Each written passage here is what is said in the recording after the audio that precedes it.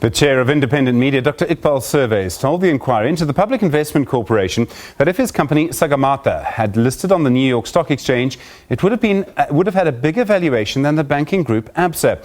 He's also denied that he and former PIC Ceo Dr Matjila were friends, saying they were only business associates. But Survé then went on to say that he and Matjila are business associates because they do not have what he calls the networks of the white community in business. Survé was testifying today at the inquiry into claims of political influence at the PIC, which invests the pension money of government workers. Khaya Sithole is a political and financial analyst. He joins me in our studio now for you.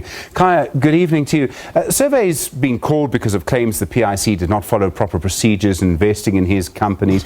What do you make of his responses so far? I imagine there'll be more testimony to come, but so far, what do you think? Yeah, I think the position and the posture that he took today was a bit ill-founded, because he really came and made an investment proposal to the Commission. The Commission is not going to approve or reject a transaction that he's putting there. So the way he was expressing all the things that his companies were going to do and how great their valuations were and how wonderful it would have been for anyone to invest in them, it was ill-placed, because this Commission is not asking about the underlying value of the companies. It is simply interrogating whether, in trying to push forward the request for these companies to be funded, protocols were followed or whether procedures were breached. So I do think that he probably needs to find another platform to go and sort of make his investment case. It sounded very good. I mean, even this idea that it could have been more valuable than ABSA, that's a very good idea, just not for this particular platform.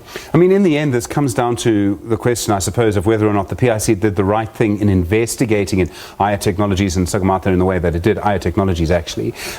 Has he made a case that it did do the right thing? I mean, isn't he going to come back at you, Khaya, and say the reason I made that case is because they should have made the investment? Well, the big thing here is that the one thing that Iqbal Survé cannot be accountable for is whether the PIC makes an investment decision or not. So all he's simply saying to the public is that look at this opportunity that they missed out on when they didn't invest in Sagamartha, and look at how great the opportunity is now that they did invest in IO Technologies. So I think the bigger issue here is that it is the people within the PIC that still need to answer the question of whether they breached protocol. Now, whether he then used his proximity to Dr Matjila to then push this agenda forward is something that Dr Matjila must also be held to account for. So I do think that what Iqbal Survé did is that he simply pledged plausible deniability, because at the end of the day, he's not a PIC employee. He's not in a position to breach PIC processes. So we still need the people from the PIC to come back and say, in spite of what we've heard from the great doctor, what exactly did we consider before we made the decision to invest in IO and the decision not to invest in Sagamartha?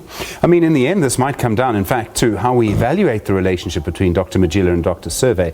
I mean, I might say that we're friends, you might say we're colleagues. I mean, it's quite difficult to actually evaluate whether someone is a friend or a colleague. Yeah, it will be very difficult, but perhaps this Commission doesn't even have to interrogate that question. They simply then have to put it to Dr Matjila to say, these were the processes that were in place in relation to this particular transaction. You decided to bypass or fast track or accelerate the process of approval. Please explain to us why. Now, of course, he's not going to come here and say, oh, it's because this man was my best friend. He will simply find another reason, if any at all, to say this is the reason he did things the way that he did them. I suppose the question really becomes, when we look at wrongdoing, is it a difficult case to make that the investment should not have happened in the way that it did?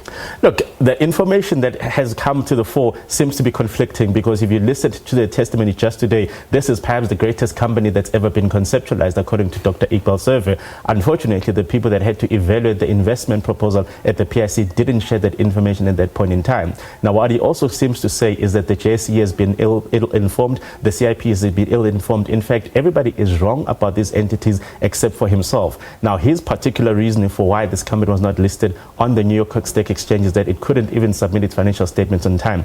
If you're going to compare yourself to ABSA, ABSA knows when to submit financial statements on time, especially if it wants to pursue a listing. So if you can't even do those basic procedural issues, it becomes difficult for anyone to believe in the valuation of the company that you're trying to put forward. This process has been going for quite some time. There's been other testimony around the role of Dr Matjila.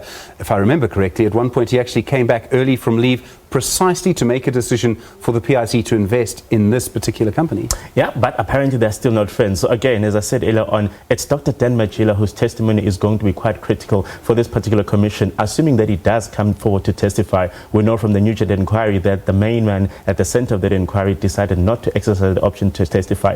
But in the instance where we've seen multiple instances of people saying this was the processes that we had in place in relation to this particular transaction, the CEO went out out of his way to simply say things need to be done differently. Again, there's a massive case for Dr. Matjila to answer for, and since he hasn't presented his case yet, we have to go on the balance of the information that we've seen. And for me, it would be ridiculous to imagine that every single investment professional within the PIC has gone out to say, let us just demonize this one particular transaction. It just wouldn't make sense. And the information that they've put to the fore seems to support their thesis that this particular transaction seemed to have carried a particular favor with the CEO, Dr. Matjila. Now, whether it's because they're friends or business associates, or whether they're not from the white community, all of those particular hyperbolic statements that Dr. Iqbal said today will pale in comparison when we actually have to examine the objective evidence that will be put in front of our judging party. There's been a long-running media feud between the independent newspapers led by Dr. Iqbal Survé on the one side and particularly TISO Blackstar and other groups on the other. Dr. Survé has accused them of sabotage. Do you think he can make that case? Well, it's difficult because now I think that the JSE and the CIPC have to come and put their case forward. In relation to the CIPC, he simply says that they were fed incorrect information by somebody who had this idea that they wanted to demonize his particular interests. So, of course, the CIPC must now come back and say, well, actually, when we made this particular decision, this is the information that was put to us. Now, whether that person came from a person from the media industry is now a bit of a semantics issue, because the reality, of course, is that if you compete in that particular space, it is inevitable that the type of people that investigate what you're investing in and what you're trying to put forward are going to be people in the media. Now, if it turns out that these are the people that you do not own, for you to then say that everything that they say must be discredited on the basis that your competitors is a bit of a tricky one. But again, the CIPC and the JSE have to now plead their cases and explain what exactly it is that they considered when they made their respective decisions. One of the points made during Dr. Survé's evidence today was around the fact that the economy is still white-owned, white-controlled. I realize that various people in the JSE have a big argument around that, but generally speaking, I think his point must be true.